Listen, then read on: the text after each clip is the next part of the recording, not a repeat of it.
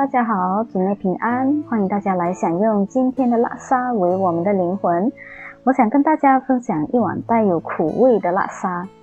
几年前出国读大学的那段时期，我曾经被骗钱，大概马币1000多块。那个时候突然收到一位在马来西亚朋友的 e-message，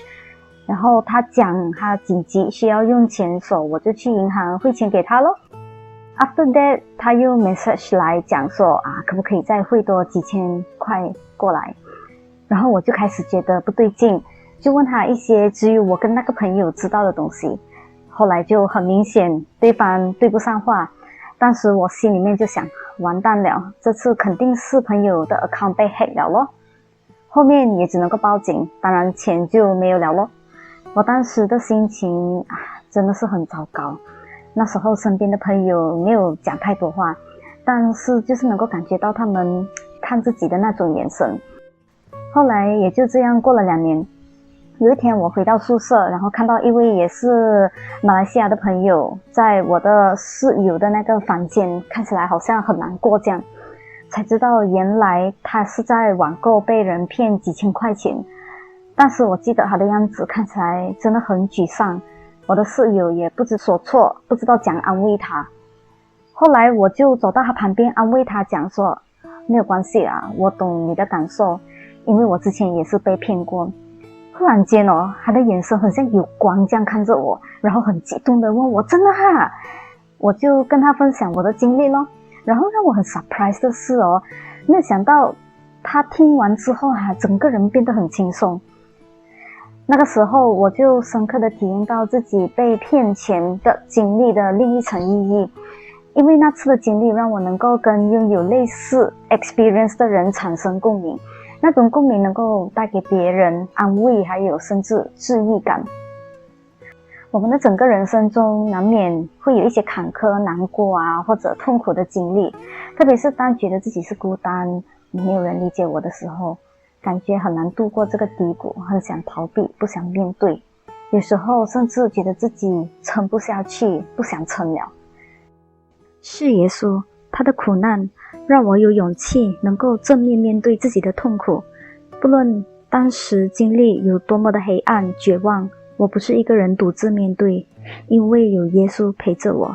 就算我感觉全世界都没有人理解我，至少只有他确确实实明白我的感受，因为他走过的苦路，而且他面对的黑暗和痛苦远远超过我所经历的。那么究竟耶稣经历了多少苦？我一开始的体验是通过那个 video 的 Patient， 在 YouTube 可以找到，看到他所承受的皮肉之苦是多么的痛，每一次看我都很难受。天主的爱不是那种会把你的痛苦拿走，而是在你痛苦的时候他陪你一起痛。当我想到这里，我的内心就很受安慰，虽然痛苦的感觉还是会有，但是那种有人陪你一起承担，没有比这个更让人欣慰。就像你找到一个心爱的人，不是因为你可以跟他一起共享荣华富贵，而是在你最落魄的时候，他可以跟你一起共患难。那么他的苦难又如何教导和转变了我？我后来是在默想痛苦玫瑰经十字苦路的时候，灵修上开始有更深的成长。其中印象比较深刻的是痛苦3端，比如说我最受不了自己被污蔑或者被侮辱，时常内心会有那种愤怒感。但看到耶稣在面对自己不公平的对待的时候，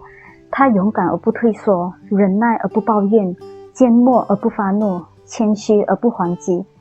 慢慢通过这些默想，我学习谦卑和认识自己的软弱，并开始接纳他们。在这个过程中，我开始成长和转变。耶稣的爱和行动让我不害怕面对内心的黑暗，不再被这些弱点所捆绑，勇气从内萌出。之前读过一本圣人传记，那位圣人领悟到往往快乐的时候是最容易远离天主的时候，而在痛苦的时候正是最接近天主的时刻。因此他时常会这样祈祷：主，求你多给我苦难，以便我能够更依靠你。我对这个祷文印象很深，在生活中有时候也会很不知天高地厚的这样去祈祷了。在 video 的最后，我特别想鼓励那些对自己没有信心的年轻朋友，认为自己没有用，觉得自己很软弱，没有价值，或者在面对人生的低谷时，只要你愿意打开心门，全心信赖天主，不管有多苦，有他在，没有什么是跨不过去的。你会慢慢找到自己生命的意义，它会使你的生命更圆满。与他合作，通过你成为他和平的工具，把这个世界变得更美好。